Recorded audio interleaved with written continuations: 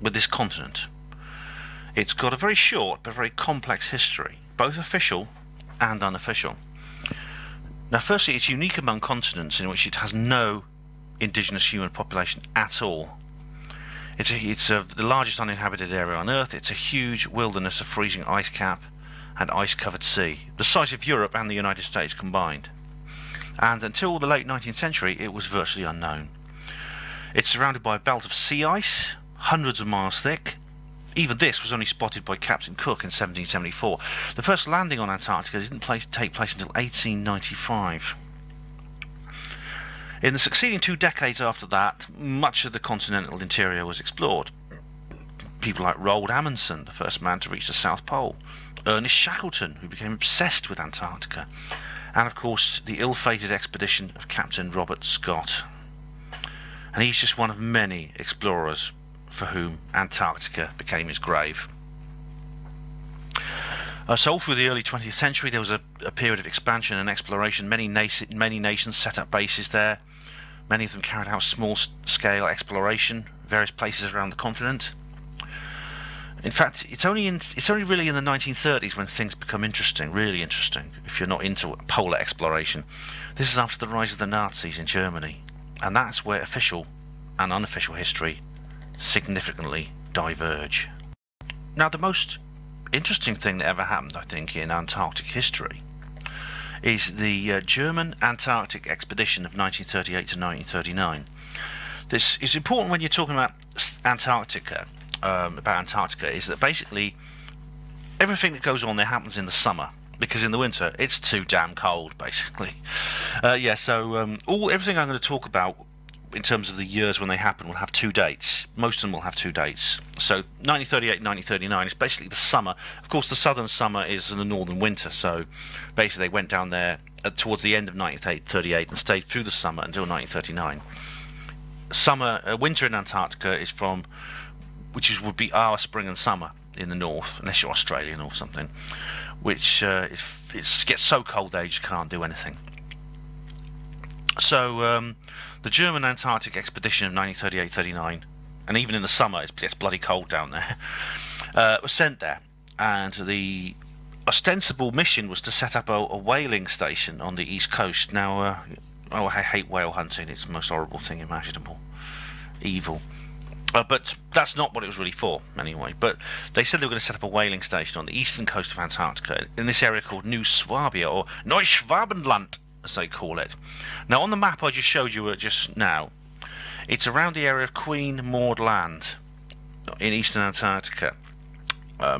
Now, when they landed there, they claimed that region for history, for Hitler's Nazi Third Reich, even though it's been part of an area already claimed by Norway. Queen Maud Land is like a Norwegian territory. I think it's Norwegian territory today. But a region of that was sealed off by the Nazi Third Reich and called New Swabia, German territory. And I don't think the Norwegians bothered trying to do anything about it because they were too busy in Europe, because by then World War II broke out. And so there was for the next 6 years, Germany and the Allies were at loggerheads, and they were at loggerheads for control of the seas. Now, eventually the war drew to a close. Defeat loomed for Hitler and the other leaders of the Third Reich, and they knew that they were going to go to Nuremberg, and they knew very well that they'd be tried as war criminals and executed, so they basically had to flee for their lives. So they were looking for a bolt hole. That's interesting, a bolt hole. So where could they go? Now, this is a big subject. What you're looking at now is the remains of Hitler's bunker after the Red Army had invaded at the end of World War II, and all kinds of horrible things happened to Germany after that, and it was horrible. But basically that's what remained of Hitler's bunker, and today it's just like a little corner street somewhere. When the Soviets took over that part of Germany, they just obliterated every sign that the Nazi regime had ever been there. That's a long story and a pretty horrible one. This is another long story, and one I don't have time to go into detail right now, but I'll probably do another video or article about it or something. But the official history says that Hitler committed suicide. He shot himself in that bunker just before the Soviet troops arrived, and all his assistants, his lieutenants, his secretaries burned his body. You've seen that. You must have seen that Downfall meme where you could put your own subtitles on it, where Hitler goes crazy and he knows he's lost. But the actual evidence for this happening in real life is very thin, very contradictory. As I said, it's a long story. There's things like the body wasn't Hitler's. We know that because the Soviets took dental records. Those dental records were released at the end of the Soviet era in the early 90s. And they weren't Hitler's. They didn't match with Hitler's dentist's records. So Hitler escaped, I think. If so, where did he go? Because escape was possible. He was the most powerful man in the country, by far. He was the Führer. They had captured Allied aircraft in a hangar at an airbase close to Berlin. They could have flown Hitler out, flown him over the Allied lines to a friendly harbour, arranged for a submarine to meet them to get Hitler out. And people say, well, that wouldn't have worked because the Allies had won the Battle of the Atlantic. No U-boat could operate without being sunk. Well, to be honest, that's not true, right? I think you've got to qualify that. It's true. No, it's more accurate to say that no U-boat could carry out offensive operations in the Atlantic anymore because the ships are too well defended. But we're not talking about that. We're talking about a submarine that's not trying to attack someone else. We're talking about a submarine that's just trying to stay hidden, keep out of everyone else's way. That's actually doubtful that's even possible. Locating and sinking a submarine that attacks you is one thing. Trying to find a submarine that doesn't want to be found is another matter entirely. It's like trying to hunt a particular rabbit by walking along the country lanes of England with a shotgun. And this is an intelligent rabbit. It can hear you coming from a great distance. It can get into its burrow long before you're close enough to threaten it. Germany had some new submarines, Type 21s. These like modern submarines with a snort mast. So it wouldn't need to surface completely to recharge its battery and air supply. It could come to periscope depth and raise a snort mast. So this is probably the kind of vessel Hitler would have chosen to make his escape. But where could he go? Where could the world's most wanted man hide?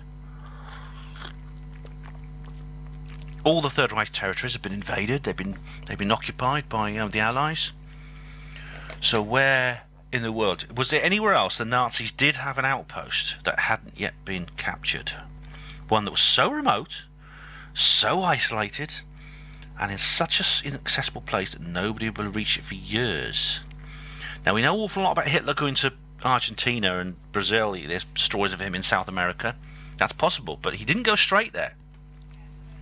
I think he went to New Swabia. Yes, indeed, New Swabia, Neuschwabenland, Antarctica. And the person the guy I've been talking about, Jack, he's not the only one where information has come to light. But it reveals that the Nazis had a huge infrastructure down there. An enclave, there was a harbour, an airbase, an underground port for submarines, and there's even some who claim that the Nazis were constructing a new Berlin, which was similar to the old Berlin, though obviously you couldn't have the open-air cafeterias. You'd need to wrap up warm when you went out on the street. But maybe they planned to recover their strength, launch a new war. They could continue their work on esoteric vehicle propulsions and energy sources, black magic. I'll be saying more about that in a minute. Occult powers. So yeah, I mean, it's the perfect place. I mean, who's going to find them there? Who's going to? I mean, obviously they will eventually, but it gave Hitler a very, very long and very luxurious breathing space. Now the war ended in 1945, officially ended then, with the fact that the Allies had completely taken over all Europe. And Europe was then split between the capitalist West and the Soviet East, and that was the situation as it lasted till the end of the Cold War. But less than a year later, a massive fleet of 13 ships, at least 13, that was what was admitted to, including 4,700 sailors, soldiers, and government scientists, set sail for Antarctica. This is many times the number of people who've ever visited Antarctica before. And this mission was called Operation High Jump, and it cost billions of dollars. And it's very interesting. If you go to YouTube, or it used to be on Google Video, but I think it's on YouTube still. There's a US government-produced documentary that was shown in cinemas all over the world. It's only an hour long. It's called The Secret Land. So it's not quite full. It's not quite feature length, but it includes opening scenes where there's the Secretary of Defense, Admiral James Forrestal, Admiral Chester Nimitz, the Chief of Naval Operations during World War II, Admiral Richard Byrd, the famous explorer of the poles, and Admiral Richard Cruzen, who commanded one of the secondary high jump fleets, because there were like 3 fleets. Now, the funny thing is, this was in the opening scene where they describe what they're doing. They're going to go and explore Antarctica, prospect for valuable minerals and oil, do some scientific research. Why do they need a massive task force, a massive naval task force to do that, I wonder? Another strange thing, 2 of the 4 men in the opening scene, Forrestal and Byrd, were struck down by mental illness and suspicious premature death after the campaign was over. Now, what are the odds of that? Now, another thing, I mean, Forrestal, I think the reason Forrestal died may well have more to do with the UFO issue than Antarctica, but I mean, maybe there's a connection, maybe it's a combination of both. Anyway, Byrd was declared barking mad. He was locked up in a mental asylum. He died eventually. So check out The Secret Land on YouTube. Now, but when you watch it, be aware that you're watching an official United States government production made on commission by a selected cast and crew with an approved script and production design. The Secret Land is what the government wishes the public to think happened during the 1946-1947 Operation High Jump mission. They're portraying the project the way they want it to be perceived. But there are some relevant questions. If you watch the movie first. But again, why do you need a massive naval task force to set up a base and go prospecting for tin and copper and steel and iron and things like that? Couldn't a smaller scale operation do that? Because that's perfect. You know, mineral prospecting has been perfectly possible before. Now, what good would minerals be if you're mining them and transporting them out of such a hostile environment? Would it be economic? The same goes for oil. You know, because there's so much ice and cold down there. You need to take special. It costs an awful lot of money to do anything down there. You've got to keep the people alive, basically. Bring food in for them. There's no food there. Bring them in, heat their vehicles, their houses, everything. Another thing in this video, it shows that they used huskies. The huskies were inoculated. They were given vaccines. Why? Are there dangerous bacteria and viruses in Antarctica? Now, another ostensible motive for Operation High Jump was to train the American forces in polar warfare. So they went all the way to Antarctica to do that. Why? Within the borders of the United States, there's places where you can do that. How about Alaska? Alaska is where they filmed the Star Wars and when it was on Hoth, The Empire Strikes Back. Yeah, see how cold that is. You can train the troops in Arctic warfare there. Now, there's also a strange incident that happened to Admiral Byrd. He went missing for 3 hours on a routine exploration flight, and the Silent Land portrays this, and you can see them jettisoning non-essential equipment so they have enough fuel to get back. That, of course, was a reconstruction done afterwards for the movie. But a very, very strange thing came from someone called Captain Wilhelm Schausch, a naval officer, a researcher into this issue. And he came up with this strange idea that he believes that Byrd found some kind of hidden land at the South Pole. Now, he says it's an inner Earth. He believes in the hollow Earth theory. Now, I used to go along with that. I don't anymore. But anyway, there's some strange things in Captain Byrd's log. 1000 hours. This is a quote from the log. 1000 hours. We are crossing over the small mountain range and are still proceeding northwards as best as can be ascertained. Beyond the mountain range is what appears to be a valley with a small river or stream running through the centre portion. There should be no green valley below. Something is definitely wrong and abnormal here. We should be over ice and snow. To the port side are great forests growing on the mountain slope. Our navigation instruments are still spinning. The gyroscope is oscillating back and forth. 10:05 hours. I order a change in altitude to 1400 feet, execute a sharp turn left to better examine the valley. It's green with moss and tight-knit grass. Light here seems different. I can't see the sun. We make another left turn and we spot what looks to be a large animal of some kind. It appears to be an elephant. My goodness, it's a mammoth. This is incredible. There it is. I decrease altitude to 1,000 feet, take binoculars, examine the animal. It's definitely a mammoth. I've got to report this to base camp. 10:30 hours.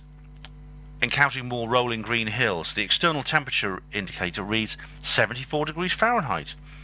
11:30 hours.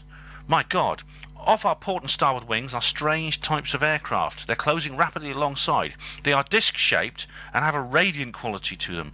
They're close enough now for me to see markings on them. It's a type of swastika. 11:35 hours. Our radio crackles and a voice comes through in English with what perhaps is a slight Nordic or Germanic accent. The message is, "Welcome, Admiral, to our domain. We shall land you in exactly 7 minutes. Relax, Admiral, you are in good hands." I note the engine of our plane has stopped running. The aircraft is under some strange control. It is now turning itself. The controls are useless. We begin the landing process now. 11:45 hours. I'm making hasty last entries in the flight log. Several men are approaching on foot towards our aircraft. They are tall with blonde hair. In the distance I see a large shimmering city, pulsating with rainbow hues of colour. Good God. I do not know what's going to happen.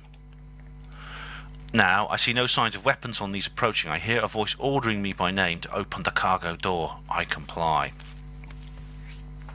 The log continues after that. It relates what Bird... He basically was escorted by these craft, these flying wheels, he says. It's this beautiful city. There's a wise, enigmatic individual, and tells him that he's accidentally flown through the polar orifice into the inner earth. The lords of the inner earth want him to deliver a message to the leaders of the surface world that nuclear power and weapons were dangerous and must never be used under any circumstances. I don't know whether Bird ever delivered his message or not. Bird was sectioned in a psychiatric hospital soon after Operation High Jump. He spent the most of his remaining life. In 1949, Admiral Forrestal was declared insane and supposedly committed suicide by jumping out of an upstairs window on a psychiatric ward. Yeah, I mean, I've, as you know, I used to be a hospital porter. I think I've mentioned that a couple of times. You don't have psychiatric wards upstairs. If you do, you make sure the windows can't open. That's, you know, it's ridiculous that. I think Operation High Jump's true mission was very different to what official history tells us it was. Now, I don't go along with the inner Earth thing. This Bird, what happened to Admiral Bird? He may well have come across some kind of dimensional portal and gone through into another world. I think the true mission, though, like I said, is different. As far as Operation High Jump goes, I think the task force was sent in together with there's secret missions as well from Britain, which I'm going to talk about in a minute. Possibly other former Allied nations for another reason altogether. And the official story is a smokescreen. I think what they wanted to do, their primary goal at least, was to take out the Nazis in New Swabia and arrest or kill Hitler. I don't think, I mean, I don't know how much of Bird's, this secret log by Admiral Byrd is true or not, or whatever degree it's true. It could be a possibility to reach that city in another world and destroy or conquer it, unless there's disinformation going on here to shadow another secret operation. I don't know, maybe it was not all American. Like I said, I know it was not just the Americans. Now we come to the British part of this story. This secret Southern War, it began with Operation High Jump, which was semi-secret. The British operation was completely secret. But it has been documented by a very interesting article in Nexus magazine, volume 12, whatever this one is. Let me have a look at the picture. What was it? Yeah, volume 12, number 5. Britain's Secret War in Antarctica. Now, this was one of I think this was the first of a 3-part series of articles. But it set me off on this journey. Now, it was written by a guy called James Roberts, and he spoke to a guy, and he documents Britain's own contribution to bring down the Nazi regime in Antarctica, this has been overlooked. When I say overlooked, I mean suppressed, more like, even by clandestine histories. But Britain was militarily active in Antarctica all through World War II, and I'll say a bit more about that in a minute. But there's this thing, Operation Tabarin, which I'll talk about in a moment. This was before the US and the Russians. Now, I don't think it was just a motivation to destroy the enemy and end the war. Exactly as in Europe, it's exactly the same as this was played out as in parallel with the war in Europe 2 years earlier. But there was also the goal was also to gain Nazi high technology and recruit the scientists. Now, this has been denied to them because, see, the Americans, after the end of the war, there was Operation Paperclip. The Americans, the Soviets, the British, they all shared out the Nazi scientists. But America got most of them. The Soviets and Britain got fewer of them. Werner von Braun was an Operation Paperclip scientist. Hermann Oberth, the fathers of the NASA space program to land men on the moon, supposedly, and do all these other things in space. But this guy, basically James Roberts, he got in touch with a Special Forces operative who was redeployed from the post-war troubles in Palestine in 1946 to the Falkland Islands, where he underwent special training for a secret mission for which he was not pre-briefed. He was flown with a small unit of other commandos into New Swabia, where they found a Nazi base. And he describes these things called polar men, which appear to be Bigfoot-like creatures, and nearly everybody there was killed by these polar men.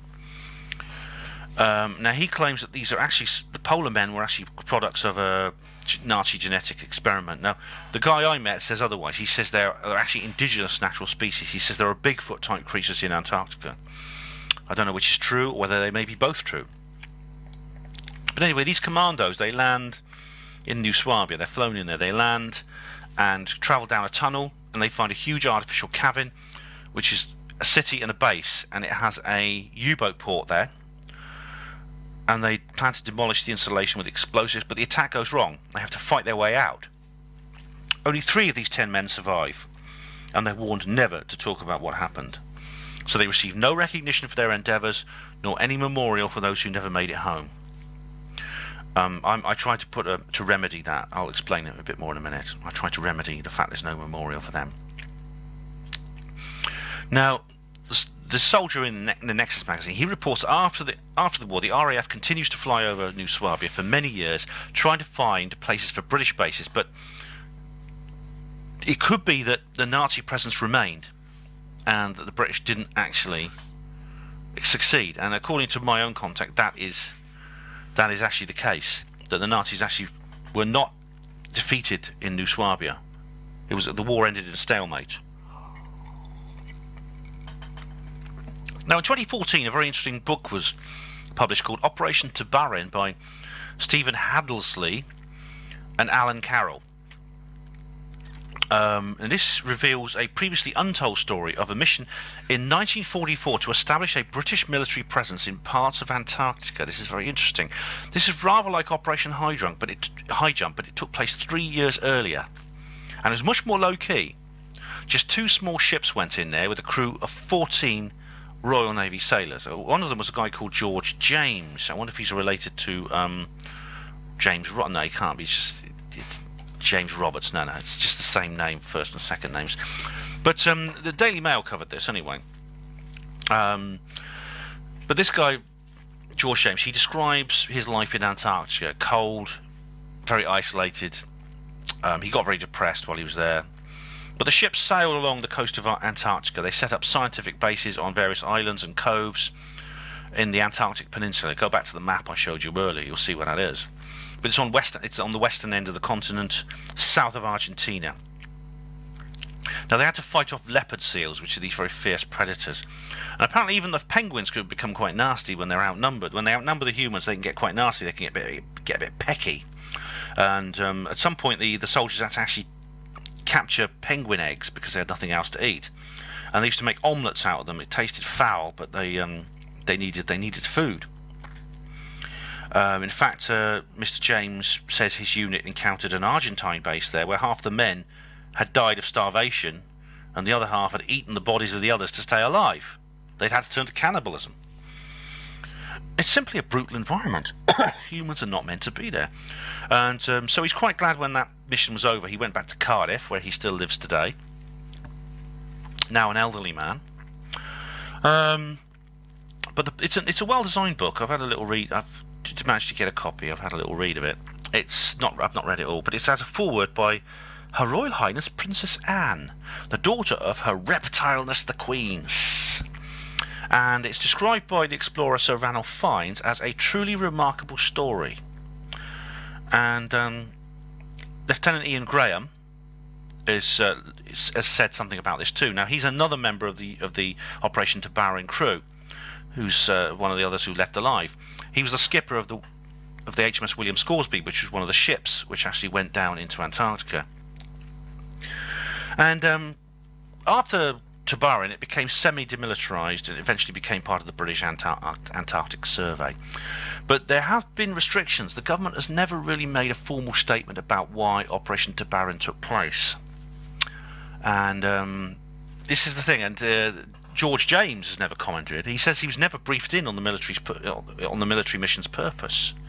If he was briefed in, and he's obviously keeping it quiet now, even though this is 70 or more years later. But it's considered in the book a strategic reaction to World War II, which was going on at the time, of course. Germany was using some of the Antarctic islands as fueling stations for its U-boats and other ships. Now that's interesting. And then it mentions the conflict between Germany and other powers over the Nazi seizure of New Swabia in Queen Maud Land. That, of course, broke out before the war in 1938. There was also some concern that Japan would try to annex the Falkland Islands and use it as a base to enter the Atlantic and try to give the people in the Western Hemisphere a hard time. Or give the Falklands to Argentina, which was officially a neutral country, but of course was sympathetic to Hitler's Germany. And of course there's rumours that Hitler eventually settled in Argentina. Or was it a disinformation exercise? The Allies had a top-secret information source from breaking the German Enigma code at Bletchley Park. So they knew, they had been done by then, they knew about the Nazi bases and the ships in the Southern Ocean from the Enigma code. But they didn't want to tip the Germans off. They had to make it look as if the information had been obtained by more conventional methods, just for appearance's sake. So maybe that's what Operation Tabarin was. It's also been suggested that Operation Tabarin might have been decided upon because the Foreign Office was concerned by American post-war objectives. Because, of course, this overwhelming grandiosity which materialized in 1946, just 2 years later, when Operation High Jump took place. A huge fleet of ships sent to Antarctic waters. So the theme of the book is that rather than being related directly to World War II, it was effectively the first shot in the Falklands War of 1982, and perhaps the Cold War, or perhaps in terms of the Cold War, rivalry within NATO. Its purpose was to assert British territorial claims to the southern polar region, head off Argentina's ambitions.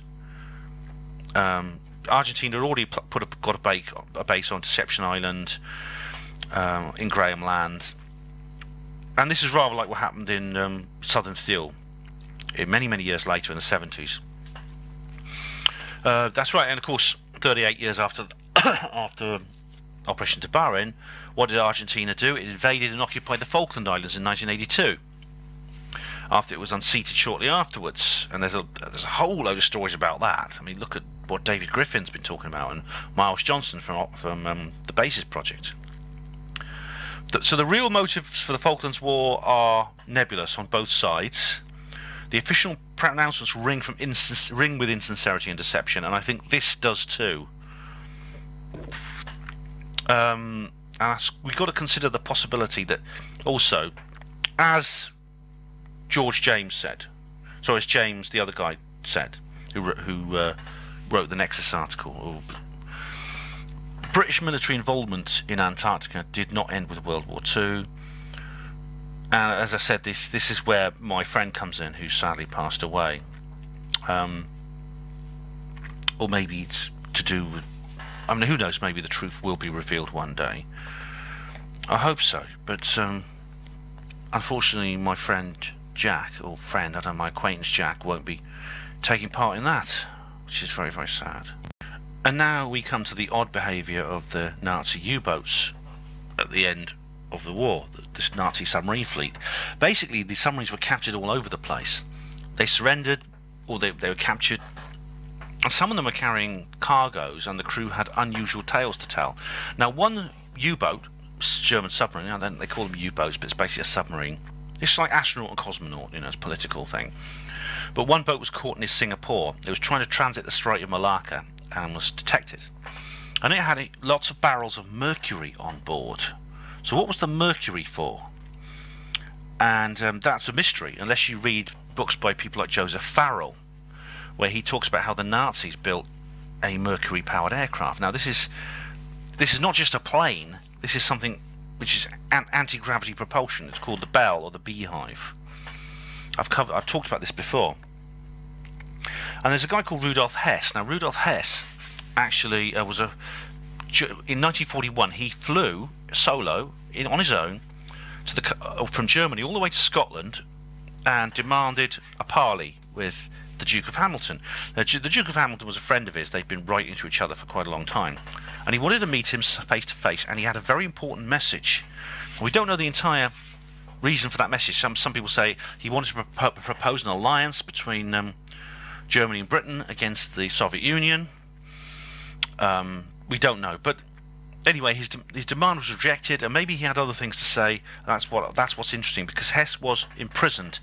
He was in prison for the rest of his life in Spandau prison in Berlin, and he died in 1987. I mean, he was the last prisoner in there. They just kept the place open for him, but they would not let him out. They wouldn't, and they would forbid him visitors. It was sad because he was, he was just kept there. I mean, he hadn't actually been charged with anything, and he was just locked up for no reason at all, and he didn't have much contact with many people, so he lived a sad, lonely life. He was kept in solitary confinement the whole time. But he was the people he did meet regularly were his British intelligence interrogators. He was debriefed thoroughly, and what he said, and what was talked about is still top secret. It's likely to remain so, indefinitely top secret. Did he tell people about the things I've been talking about here? What secrets did the Nazis have, those who escaped? Or if they committed suicide, what did they take to their graves? And other Nazis were captured too, and this is where Operation Paperclip comes in, and they had their brains picked. It's very unlikely that Britain didn't learn a hell of a lot about Antarctica and what the Nazis were doing down there. And they must have used this intelligence in the campaign, which they fought in 1947 to 48. Now, it seems a key figure in this is Admiral Karl Dönitz. Now, he was commander-in-chief of the submarine fleet, and he also, strangely enough, Hitler appointed him successor to the Third Reich after Hitler supposedly shot himself, which was only about a day, I think, he was Führer.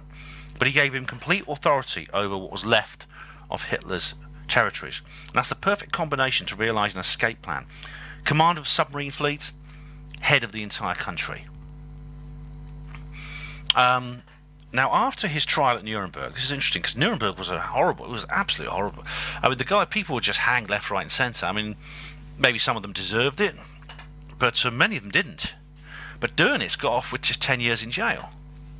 Now, the official story is that Chester Nimitz stood up for him because the Americans borrowed his Wolfpack submarine tactics, and the Admiral Chester Nimitz, Admiral Nimitz, he was very keen. He defeated Japan in the Pacific using these methods, but Dönitz didn't make sense because Dönitz didn't give the US Navy plans of his own free will, did he?